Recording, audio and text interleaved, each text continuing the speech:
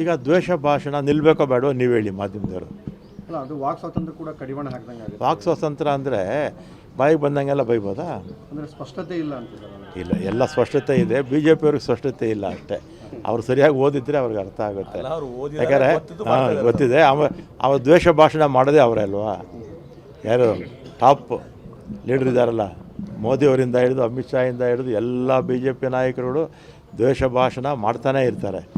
ಅದಕ್ಕೆ ಅವ್ರಿಗೆ ಕಾಯ್ದೆಗಳು ಅಂದರೆ ಭಯ ಅಷ್ಟೇ ಪಾಪ. ಅವ್ರು ಹೇಳ್ತಾರೆ ಈ ಕಾಯ್ದೆ ಜಾರಿ ಬಂದಿದ್ದೇ ನನ್ನ ಸಲುವಾಗಿ.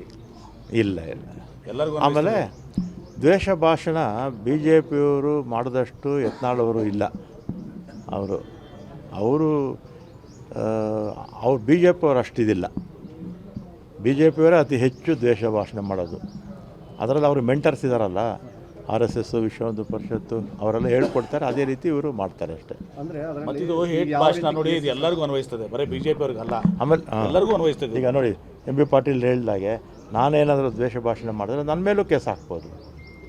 ಹೀಗಾಗಿ MB ಪಾಟೀಲ್ ಮಾಡಿದ್ರೆ ಅವ್ರ ಮೇಲೂ ಹಾಕ್ಬೋದು. ಅಂದರೆ ಸಣ್ಣ ಪುಟ್ಟ ಏನಿದ್ರು ಕೂಡ ಎಲ್ಲರೂ ಕೂಡ ಈಗ ಏನೋ ಒಂದು SMS ವಾಟ್ಸಪ್ಪಲ್ಲಿ ಮಾಡಿದರೆ ಅಥವಾ ಫೇಸ್ಬುಕ್ಕಲ್ಲಿ ಹಾಕಿದರೆ ಎಲ್ಲ ಇದೇ ರೀತಿಯಾಗಿ FIR-ಗಳ ಒಂದು ಫೇಸ್ಬುಕ್ನಲ್ಲಿ ಏನಾಗ್ತದೆ ನೋಡಿದ್ರಾ?